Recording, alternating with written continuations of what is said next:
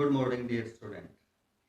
आज मैथ में हमारा टॉपिक रहेगा रिलेशन एंड फंक्शन। और रिलेशन एंड फंक्शन में हम आज डिस्कस करेंगे फंक्शन के ऊपर कि आपका फंक्शन क्या होता है।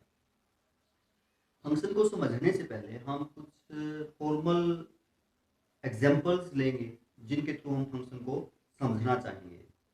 तो हम ये देखते हैं कि कोई भी फंक्शन क्या है फॉर्मल वे से, फिर हम उसकी स्पेसिफिक जो डेफिनेशन है वो देखेंगे क्या बनेगी। हम कहें जैसे आपका जो भी फंक्शन है, हम कहें change an element to a another element,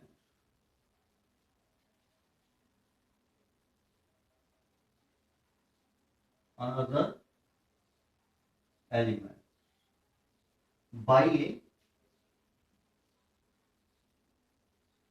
specific rule। यानी हम कहें किसी एक एलिमेंट को दूसरे एलिमेंट में कन्वर्ट करना किसी एक स्पेसिफिक रूल से, फॉर्मल वे से हम उसको फंक्शन कह सकते हैं। जैसे एक एग्जांपल ले हम, एक आसान सा सीधा सा, हमारी फील्ड होती है। जैसे हम कुछ उगाना चाहते हैं, जैसे हम मान लें कि ये हमारी एक बीज की थैली है, बीज है इसमें, ये हमारी फील्ड है, ये हमारी क्या है, फील्ड है। हम बीज को उगाएंगे तो हम फील्ड में जो है बीज डालेंगे, फील्ड में जो है वो क्या डालेंगे, हम बीज को डाल देते हैं। जैसे इस प्रकार जो बीज हमने फील्ड में डाल दिया, तो बीज डाल, यहां से हमने बीज लिया और फील्ड में डाला, तो उनके पौधे उगेंगे। मान लिया गेहूं का बीज है तो आपके गेहूं के पौधे उगेंगे। आपके किसके पौधे उगेंगे, गेहूं के पौधे उगेंगे। मान लिया कि इस बीज से ये पौधा उगता है, इससे ये उगता है, इससे ये पौधा उगता है, इससे ये, इस प्रकार आपके पौधे उग रहे हैं। हमने बीज को डाला, पौधे उगे, ये भी एक फंक्शन है। फॉर्मली ये भी क्या है, एक फंक्शन है। यानी एक एलिमेंट को हमने दूसरे एलिमेंट में क्या कर दिया, कन्वर्ट। क्योंकि यहाँ तो हमारे पास बीज था गेहूं का और हमने उसको पौधों में कन्वर्ट कर दिया, तो हम कह सकते हैं फॉर्मली ये एक फंक्शन है। यानी एक एलिमेंट को दूसरे एलिमेंट में कन्वर्ट करना एक रूल से, वो हमारा क्या रहेगा, फंक्शन। अब जिसने बीज को पौधे में कन्वर्ट किया है, जिस रूल ने, वो रूल ही होगा ना, वो रूल ही तो हमारा फंक्शन होगा। जिस रूल से जो बीज पौधे में कन्वर्ट हुआ है वो फंक्शन का काम करता है। वो किसका काम करता है, फंक्शन का काम करता है। तो जमीन की जर्मिनेशन पावर ने यहाँ बीज को किस में कन्वर्ट किया, पौधे में कन्वर्ट किया। तो यहाँ जो फंक्शन का काम किया है वो जर्मिनेशन पावर ने किया है। जमीन की जो जर्मिनेशन पावर है उसने फंक्शन का काम किया है, तो हम ऐसा कह सकते हैं। अब समझे हम इस बात को कि जो आपने इनपुट किया, पहले हमारे पास बीज था, उसको आप इनपुट का सेट कह सकते हैं। ये आपने क्या किया, इनपुट। ये आपकी क्या हुई, आउटपुट। इसको आप आउटपुट का सेट भी कह सकते हैं। ये जो सारी है आपकी क्या हुई, आउटपुट। आप इसको आउटपुट का सेट कह सकते हैं। अब जो आपकी बीज की थैली थी जिसमें बीज था, वो सारा सेट आपका किसका कहा जाएगा, डोमेन। वो सेट किसका कहा जाएगा, डोमेन है। ये सभी जो एलिमेंट है इसमें, या तो बीज है, वो बीज किसको रिप्रेजेंट कर रहे हैं, डोमेन को रिप्रेजेंट कर रहे हैं। अब जो आउटपुट हुई टोटल, जो टोटल आउटपुट हुई है बीज पौधों की हुई है। लेकिन इस बात का भी ध्यान दें, हम पौधों के साथ साथ घास भी उगेगी, वो तो हमने नहीं डाली थी, कुछ एक्स्ट्रा भी उगेगा। मान लिया घास भी उगेंगी इसके अंदर, पता है ना आपको, केवल बालियां ही तो नहीं उगेंगी। अब जो बीज से पौधे उगे हैं और जो घास है, उस सभी को मिलाकर के सारे जितने एलिमेंट बनेंगे वो आपके कोडोमेन कहे जाते हैं। वो आपके क्या कहे जाएंगे? कोडोमेन। वो सारे कोडोमेन कहे जाएंगे। बट जिस बीज से जो पौधा उगा है, जितने बीज आपने डाले हो, जितने पौधे उगे हैं, पौधे पौधे केवल जो काम आपने किया, जो इनपुट आपने की, उससे जो आउटपुट प्राप्त हुई है वो रेंज कही जाएगी। यानी जो कनेक्टेड हैं, जो इससे कनेक्टेड है, बीज डाला, बीज पौधा होगा, वो उससे कनेक्टेड होगा, बीज डाला, नेक्स्ट पौधा हो गया, वो उससे कनेक्टेड होगा, उसको आप क्या कहेंगे? रेंज कहेंगे। इनमें से जो आपके पौधे हैं केवल वो रेंज है, घास जो एक्स्ट्रा एलिमेंट इसमें है वो आपकी रेंज में नहीं आएंगे। तो रेंज सेकंड सेट आउटपुट के सेट से ही होगी, आउटपुट के सेट से ही होगी रेंज जो आप कहेंगे। बट कौन होगा? जो आपने बीज डाला है, यानी जो इनपुट की है, जो इनपुट आपकी इधर से कनेक्टेड है, यानी जिस इनपुट से जो आउटपुट मिली है, वो एक्स्ट्रा जो है वो तो मिलके सारा क्या होगा? आपका कोडोमेन होगा। ऐसा हम कह सकते हैं। अब इस सेट के जो एलिमेंट हैं उन्हें हम इंडिपेंडेंट वेरिएबल भी कह सकते हैं। इंडिपेंडेंट वेरिएबल भी क्या है? कह सकते हैं, क्योंकि डिपेंड नहीं करते। बट ये डिपेंड करते हैं पौधे कि जो बीज डाला है या जो भी इनपुट होगी उसी के उस वैसा ही तो रिजल्ट आएगा, जो फंक्शन काम करेगा आपका। तो इसको आप डिपेंडेंट वेरिएबल भी कह सकते हैं, जो यहाँ आपके आउटपुट आई है। क्या कह सकते हैं? Dependent variable. ये आप इसको डिपेंडेंट वेरिएबल कह सकते हैं। अब दूसरा कि जो यहाँ एलिमेंट है इनसे कनेक्टेड है, यानी इनपुट के एलिमेंट जो आउटपुट के एलिमेंट से कनेक्टेड है, एक एक एलिमेंट के लिए। डोमेन तो सभी एलिमेंट के लिए यूज हुआ है, एक एलिमेंट के लिए। जैसे एक बीज से एक पौधा आपका कनेक्टेड होगा, तो जो आउटपुट का पौधा है उसको इस पहले एलिमेंट की इमेज कहा जाएगा। क्या कहा जाएगा? इमेज। एक एक एलिमेंट के लिए हम इमेज का शब्द जो है वो प्रयोग करेंगे। जो यहाँ आपने बीज डाला है, पौधा उगेगा ये आपका। बट यहाँ इस पौधे की जो इनपुट का सेट है उसे क्या कही जाएगी? Pre image. इसे आप क्या कहेंगे? एक एक एलिमेंट का जिक्र है। एक एक एलिमेंट के अगर नाम के रूप में देखा जाए तो इनपुट के जो एलिमेंट हैं, यहाँ जिस एलिमेंट से कनेक्टेड हैं उसकी वो प्री इमेज होंगे। और जो आउटपुट के एलिमेंट हैं जो इधर से कनेक्टेड हैं, बीज के साथ पौधा कनेक्टेड है, तो पौधा आपका एक एलिमेंट के रूप में देखा जाए तो क्या होगा? इमेज होगी। उस एलिमेंट की क्या होगी? इमेज होगी। शायद हम फंक्शन के बारे का स्वरूप थोड़ा सा समझे होंगे। तो ये आपका क्या है? एक फंक्शन है। अब हम जैसे एक छोटा सा एग्जांपल और देख लें। मान लिया कि हम कहें,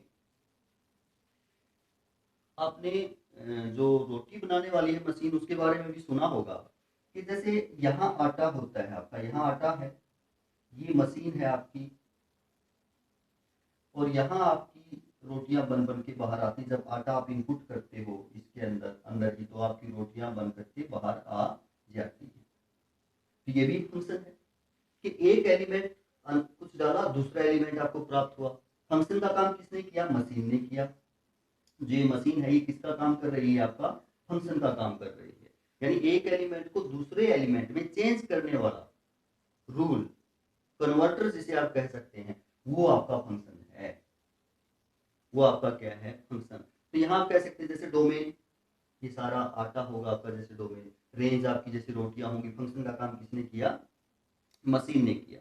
अब जैसे कहें हम कि एक एलिमेंट इसमें जैसे एक्स है, एक एलिमेंट एक्स है, इसमें हमने डाला मशीन में या आपके फंक्शन में या आपके रूल में, यहाँ बाहर कोई एलिमेंट आएगा। मान लिया उस फंक्शन को आप एफ कहते हो, तो एक्स एलिमेंट डाला, एफ रूल लग के वो एफ एक्स हो जाता है। दूसरे सेट में आने के बाद आपका क्या हो जाता है? F x. अब मान लिया कि इसमें एलिमेंट एक्स है, आपने इस रूल का नाम क्या रख दिया? जी रख दिया। जो कन्वर्टर है उसका नाम क्या रख दिया, जी, तो दूसरे सेट में आने के बाद वो जी एक्स हो जाएगा। नेम हम कुछ भी रख सकते हैं, रूल पे डिपेंड करता है फंक्शन कि किस एक रूल से आपका कन्वर्टर कर रहा है उसको। यानी मान लिया इसमें फर्स्ट में एलिमेंट एक्स है, आपने एच रूल लगा दिया, कोई रूल कन्वर्ट करने का एच है, तो आपका इधर आपके एच एक्स हो जाएगा एलिमेंट, है ना। तो इस प्रकार है, जैसे मैं ये कहूँ एक सेट है जिसके अंदर 1 2 3 एलिमेंट है, एक सेट है, सेट ही है ये बीज का सेट था, जैसे ये आपका फिर जिस पौधे का सेट हुआ, पौधे बने, ये भी एक सेट है, एलिमेंट ही होंगे इसमें भी। तो एक सेट के एलिमेंट दूसरे सेट के एलिमेंट से कनेक्टेड होते हैं, किस रूल से होते हैं उसे हम फंक्शन कह देते हैं। तो ये एक सेट है, एक सेट ये है, ये भी मान लिया इसमें कुछ नेचुरल नंबर रहती है A1 2 3, इसमें भी कुछ नेचुरल नंबर है 1 to 9 है, मान लिया ये भी आपका नेचुरल नंबर का सेट है। अब हम हमारा फंक्शन मान लिया कि आप कह देते हो एच एक्स है, और वो ये रूल कर देता है कि ये रूल से अगर कोई एलिमेंट इसमें एक्स टाइप का है तो इसमें जाने के बाद एच रूल लग के वो 3x का हो जाता है। मान लिया कि ये जो आपका यहाँ कन्वर्टर है बीच में, जो आपका फंक्शन है, जो आपका रूल है, यहाँ से कोई एलिमेंट 1 आएगा मीन्स एक्स आएगा, एक्स के मान 1 2 3 कुछ भी हो सकते हैं, इसमें जाएगा तो एक्स आपने इनपुट किया, 3x आउटपुट होगी, तो ये बन जाएगा 1 किससे, इस रूल से कनेक्ट होकर इसमें इधर आके क्या बन जाएगा 3x बन जाएगा। मान लिया आपने 2 की आउटपुट की, इसमें आएगा ये रूल लगेगा ये वाला, और क्या हो जाएगा 6 से कनेक्टेड हो जाएगा। आपने मान लिया 3 इनपुट किया, ये रूल लगेगा, तो ये 9 से कनेक्टेड हो जाएगा। तो यही तो आपका फंक्शन है, और ये आपका वो रूल है। कोई एलिमेंट एक्स है, एच रूल लगा, एच रूल क्या है 3 टाइम है उसका, तो ये आपका रूल है। तो कोई भी स्पेसिफिक रूल रख के एक एलिमेंट का दूसरे एलिमेंट में कन्वर्ट करना हमारा फंक्शन है। ये हमने फॉर्मली सीखा अभी कि आपका फंक्शन क्या है। अब देखें, अगर हम जिक्र करें कोई भी, जैसे इसमें एलिमेंट हम डालेंगे, इसमें वो कितने एलिमेंट से कनेक्टेड होगा, एक एलिमेंट डालेंगे एक ही वैल्यू आएगी। अगर हम एक एलिमेंट डालते हैं तो वैल्यू आपकी क्या ही होगी, एक ही होगी। यानी यहां से कोई एलिमेंट डाला आपने तो वैल्यू एक ही होगी उसकी। दूसरा कि कोई भी एलिमेंट डालेंगे तो वैल्यू होगी ना, इसका मतलब यहाँ कोई एलिमेंट इस रूल से अगर जाएगा तो उसमें उसकी वैल्यू होगी, तो यहाँ कोई एलिमेंट भी खाली नहीं बचेगा, यहाँ कोई एलिमेंट भी खाली नहीं बचेगा। तो इस प्रकार अगर हम फंक्शन की बेसिक स्टैंडर्ड डेफिनेशन देना चाहें तो ये क्या बनेगी इसके अकॉर्डिंग, यानी एक रूल है, एक क्या है रूल है।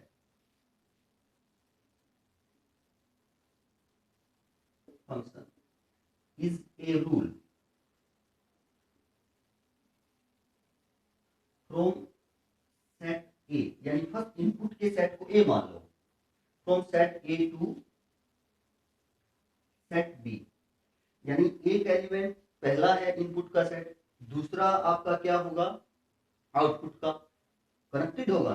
तो ये कहा is a rule from set A to set B in which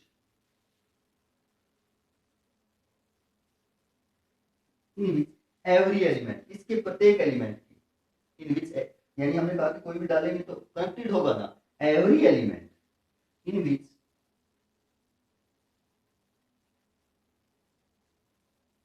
every element of A have a unique, यानी हमने कहा कि एक एलिमेंट डालेंगे तो एक से ही कनेक्टेड होगा ना, दो वैल्यू तो नहीं आ सकती, तो हैव यूनिक। और इन एलिमेंट्स को हम क्या कहते हैं, जो पहले वाले इनपुट के एलिमेंट यहाँ से कनेक्टेड होते हैं उन्हें क्या कहते हैं, हर एलिमेंट को इमेज कहते हैं। क्या कहते हैं, इमेज। तो आप कह सकते हो every element of A have a unique image in set B. Next जो सेट है आपका सेकंड, उसमें उसकी यूनिक इमेज होनी चाहिए। तो इस प्रकार आप कह सकते हैं कि फंक्शन कोई भी एक मैपिंग है या रूल है जो सेट फर्स्ट से सेकंड सेट तक है, और कोई ना कोई रूल लग के उसके प्रत्येक एलिमेंट की, यहाँ वाले प्रत्येक एलिमेंट की इसमें क्या होनी चाहिए, यूनिक इमेज होनी चाहिए। तो आप कह सकते हैं ये आपका क्या है, फंक्शन है। तो मेरे ख्याल से फंक्शन का कंसेप्ट आपको समझ में आया होगा। डोमेन, रेंज, कोडोमेन, इमेज, परी इमेज आपको समझ में आई होंगी। ज़्यादा मुश्किल नहीं लगेगा अगर आप ध्यान से समझेंगे। अगर ध्यान से अब भी समझ में नहीं आया तो आप वापस बैक जाएं, दोबारा देखें, शांत मन से देखें, तो आपको समझ में आएगा। अब आप आगे बढ़ते हैं। रिविजिटिंग तो हमने फंक्शन की। अब टाइप्स की करते हैं कि हमने क्या क्या पढ़ा है फंक्शन के बारे में। पहले तो कौन सी टाइप्स हमने पढ़ी है देखते हैं। अब जैसे हमने पढ़ा कि कोई फंक्शन ये होता है is a rule from set A to set B in which every element of set A have a unique image in set B. तो कुछ एग्जांपल लेते हैं, हम देखते हैं वो फंक्शन है या नहीं है। मान लिया कि हम एक सेट ए लें, सेट ए ले लिया, सेट बी ले लिया, 1 2 3 एलिमेंट लिए, आपने इसके लिए लिया A B C D element लिए। अगर मैं कहूँ कि 1 है कनेक्टेड, 2 इससे कनेक्टेड है, 3 आपका डी से कनेक्टेड है। तो यदि हम आपसे पूछें तो क्या ये फंक्शन है according to this condition? Yes. First जो इनपुट का सेट है, एवरी एलिमेंट ऑफ सेट है, प्रत्येक एलिमेंट यहाँ यूनिक इमेज है। 1 की इमेज ए है, 2 की इमेज सी है, 3 की इमेज डी है, यूनिक इमेज है। तो आप कह सकते हैं ये फंक्शन है। ए की वन जो है और ए में अगर हम रिलेशन देखें तो हम कहेंगे 1 की ए क्या है, इमेज है। ए की 1 क्या है, प्री इमेज है। यानी जो आपके इनपुट के एलिमेंट हैं वो प्री इमेज होंगे अगर एक एक एलिमेंट को कंपेयर करते हैं, और जो आपके आउटपुट के एलिमेंट हैं वो आपके क्या रहेंगे, इमेज रहेंगे। एक और एग्जांपल देखें हम, 1 2 3 ए बी सी। जैसे मैं कहूँ कि ये इससे कनेक्टेड है, आपका 1 बी से कनेक्टेड है, 2 सी से कनेक्टेड है, और मैं आपसे पूछूं क्या ये फंक्शन है? जी ये फंक्शन नहीं है, not a function. Not a function क्यों नहीं है?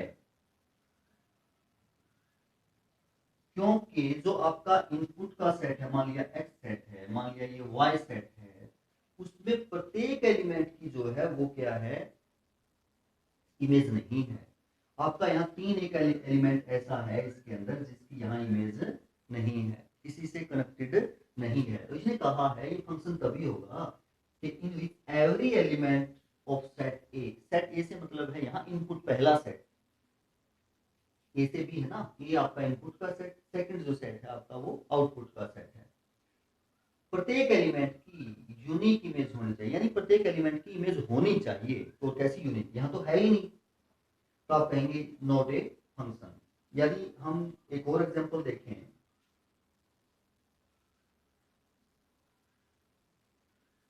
ए बी सी 1 2 3 4, मान लिया ये सेट आपका ए है, ये सेट आपका बी है, और हम ये कहें कि आपका ए 2 से कनेक्टेड है, बी भी 2 से कनेक्टेड है, सी 4 से कनेक्टेड है। तो क्या ये फंक्शन है? यानी इसका मतलब ये है हमने ए इनपुट किया तो 2 वैल्यू आई, बी इनपुट किया तो भी 2 आई, सी इनपुट किया तो वैल्यू क्या आई, 4 आई। तो क्या इसके अकॉर्डिंग ये फंक्शन है? जी है, आपका फंक्शन है। क्यों? क्योंकि एवरी एलिमेंट की इमेज है, प्रत्येक एलिमेंट की इमेज है, और कैसी है, यूनिक। यानी ए की 2 ही इमेज है, एक यूनिक 1 ही हुई ना, एक ही एलिमेंट से कनेक्टेड है, बी भी एक ही एलिमेंट से कनेक्टेड है, सी भी एक ही एलिमेंट से कनेक्टेड है। तो आप कैसे कनेक्टेड है, तो आप कह सकते हैं यस इट इज फंक्शन।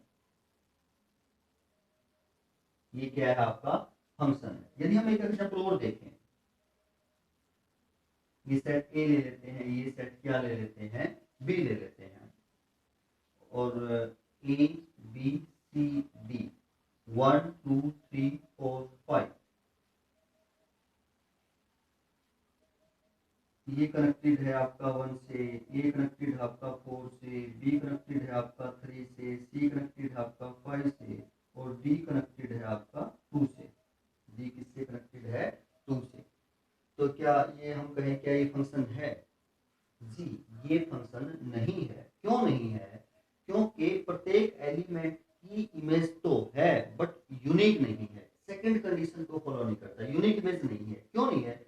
यहाँ ए के बारे में देखें, इनपुट का एलिमेंट है, इनपुट का एलिमेंट है और यहाँ किससे भी कनेक्टेड है, 4 से भी, यानी आपने 1 इनपुट किया तो आपकी जो आउटपुट है वो एक तो 4 हुई और एक क्या हुई, 1 हुई, यूनिक नहीं हुई। यूनिक मींस 1 एक ही नहीं हुई, तो आप कह सकते हैं not a function, not a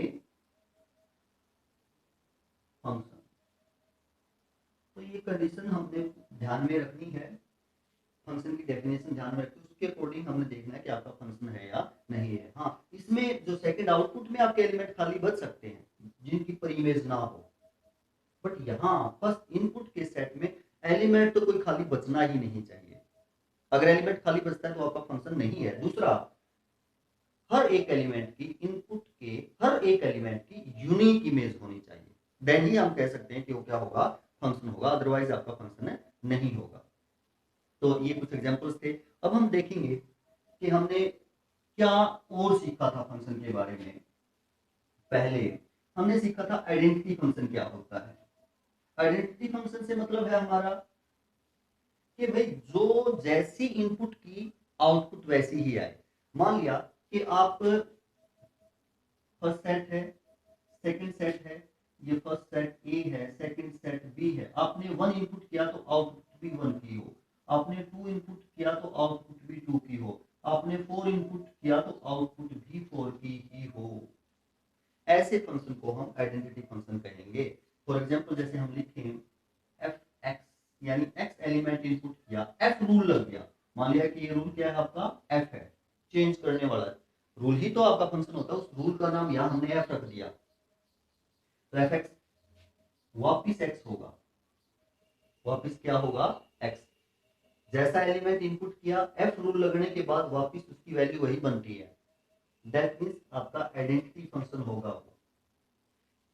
अगर आप इसको ग्राफिकली देखें इस फंक्शन को, तो जैसे आपका एक्स 1 रखोगे 1 आएगा, 2 रखोगे 2 आएगा, 3 रखोगे 3, आपका एफ एक्स की वैल्यू आएगी, यानी f x means y, f x means y कह सकते हो आप।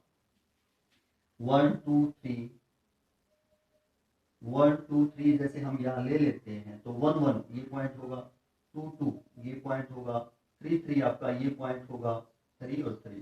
तो अब यहाँ जैसे इसकी आप लाइन ड्रॉ करें तो आपका आइडेंटिटी फंक्शन ऐसा होगा। इस लाइन पे जितने भी वैल्यू होंगी वो सारी की सारी इसको सेटिस्फाई करेंगी, इन सेम वैल्यू ही आएंगी। जैसे -1 तो यहाँ -1 आएगा, -2 -2 इसके ऊपर आएंगे बिल्कुल सेम वैल्यू।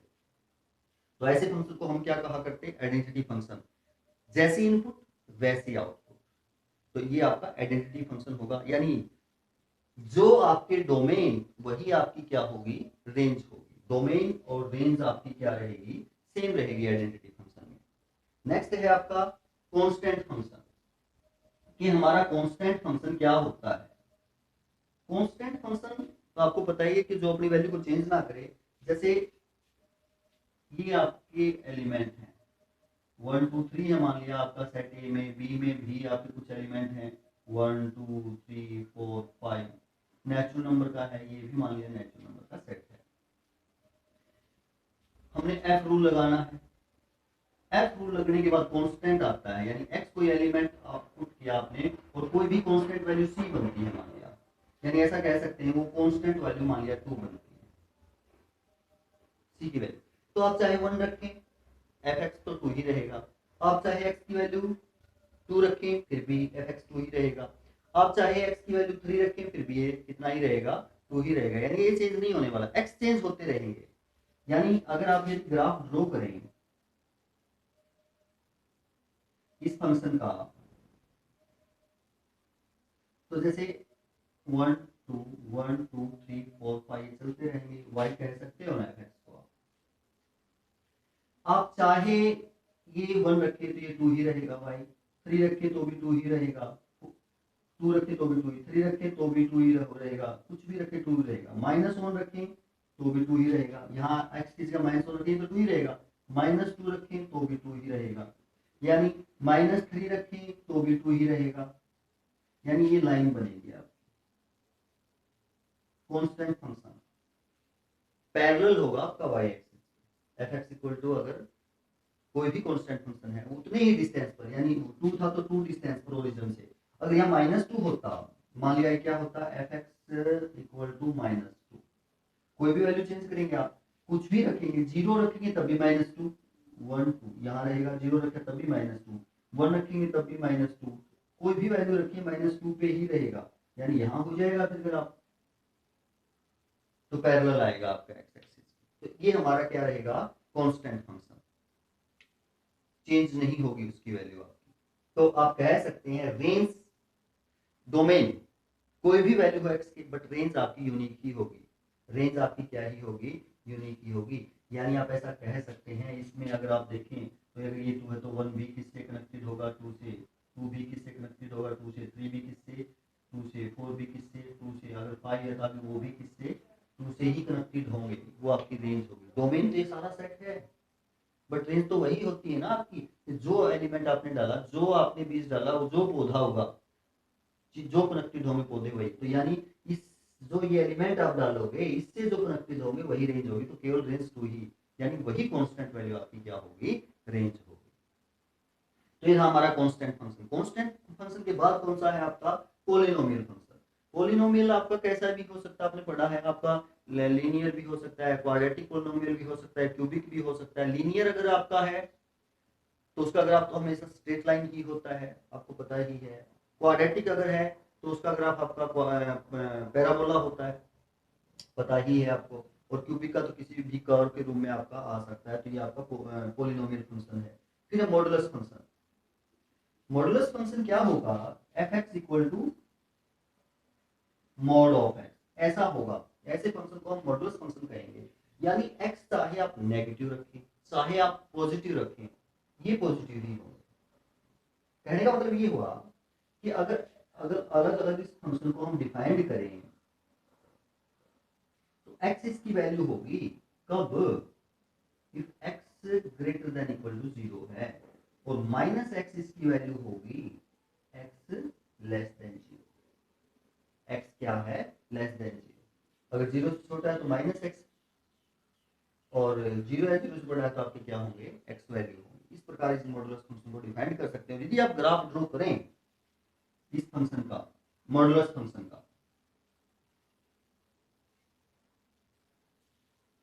तो कैसा होगा, 1 2 3 4, -1 -2 -3, यानी जैसे हम 0 रखें तो 0 ही होगा, ये वैल्यू हो जाएगी। जैसे हम 1 रखें, 1 1 ही होगा, ये वैल्यू हो। 2 रखें 2 ही होगा, ये वैल्यू हो जाएगी। 3 रखें 3 ही होगा, ये वैल्यू हो जाएगी दोनों। बट जैसे हम x -1 रखें, x क्या रखें, -1, यहाँ यदि आप -1 रखोगे तो -1 का मॉडुलस तो क्या होता है, 1 ही होगा। तो -1 रखेंगे तो ये यहाँ होगा, x की जगह आप -1 रखोगे, जैसे आप x -1, तो -1 का मॉडुलस 1 होगा, यानी y की वैल्यू क्या आएगी आपकी, 1। -2 रखोगे तो 2 आएगी, -3 रखोगे तो 3 आएगी, यानी ऐसे जाएगा। अगर आप इस प्रकार आपका क्या होगा, ग्राफ होगा कौन से फंक्शन का, मॉडुलस फंक्शन का। यानी कह सकते हैं कि जो रेंज है y के जो मान है, रेंज y के मान नेगेटिव तो आएंगे ही नहीं। हाँ, x नेगेटिव पॉजिटिव हो सकते हैं, बट y की वैल्यू क्या रहेगी, पॉजिटिव। यानी जो आपकी रेंज है वो पॉजिटिव इंटीजर होगी, या पॉजिटिव अगर सेट के ऊपर डिपेंड करता है कि फर्स्ट सेट किसका है। अगर इंटीजर का है फर्स्ट सेट तो आपकी रेंज पॉजिटिव इंटीजर रहेगी। अगर रियल नंबर का है फर्स्ट सेट तो आपकी रेंज पॉजिटिव रियल नंबर रहेगी, क्योंकि नेगेटिव तो आ ही नहीं सकता, है ना। तो इस प्रकार आप कह सकते हैं y के मान यहाँ पॉजिटिव रहेंगे, x नेगेटिव पॉजिटिव हो सकता है। ये हमारा मॉडुलस फंक्शन है। उसके बाद है सिग्नम फंक्शन। सिग्नम फंक्शन क्या है, वो स्पेशली डिफाइंड कर रखे हैं कि भाई यदि x ग्रेटर देन 0 है, यदि x क्या है, एफ एक्स इस प्रकार डिफाइंड होगा यहाँ पे वन वैल्यू होगी यदि x ग्रेटर देन 0 है, 0 वैल्यू होगी यदि x इक्वल टू 0 है, और -1 वैल्यू होगी यदि x लेस देन 0। इस फंक्शन को हम सिग्नम फंक्शन बोलते हैं। कहने का मतलब ये हुआ कि आप यदि आप ग्राफ ड्रॉ करते हो,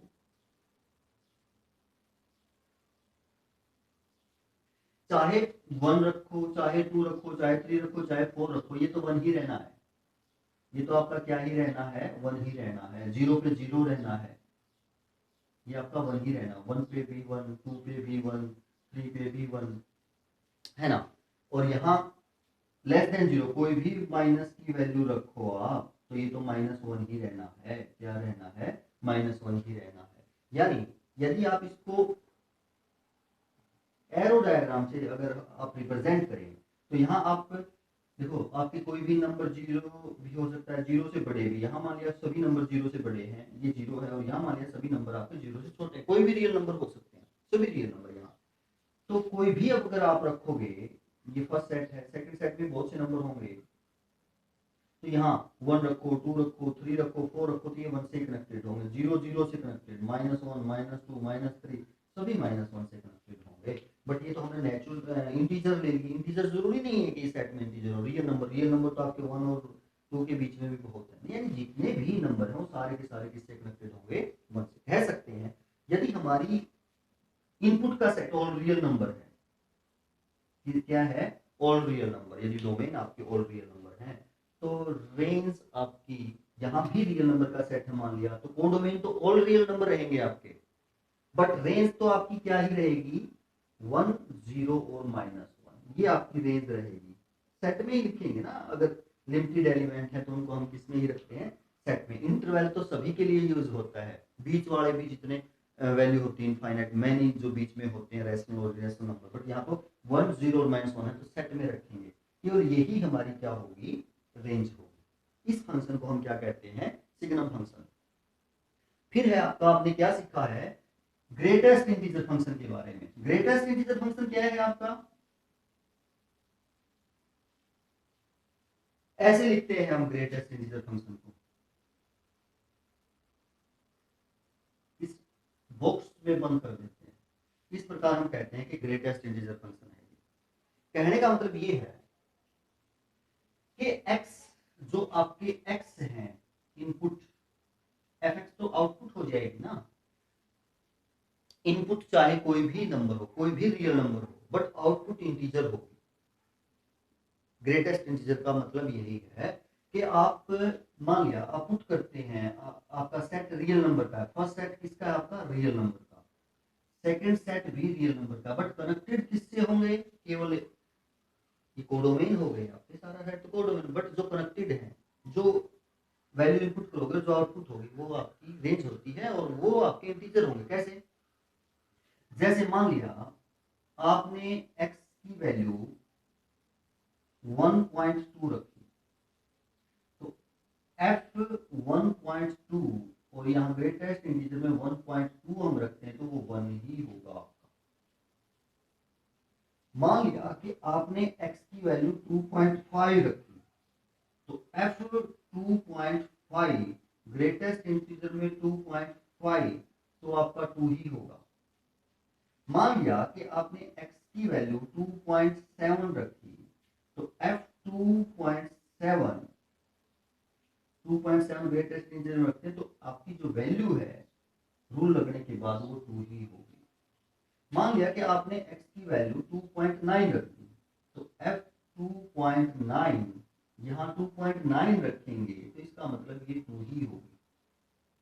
मान लिया कि आपने x की वैल्यू -1.3 रखी, तो f -1.3 ग्रेटेस्ट इंटीजर में -1.3 रखेंगे, तो ये -2 होगी।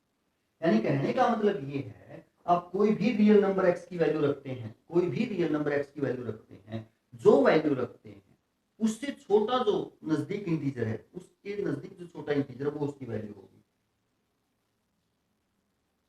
1.2 ग्रेटेस्ट इंटीजर में रखा, तो 1.2 से छोटा इंटीजर कौन सा है, 1। 2.5 आपने ग्रेटेस्ट इंटीजर में रखा, तो 2.5 से छोटा इंटीजर 2 है।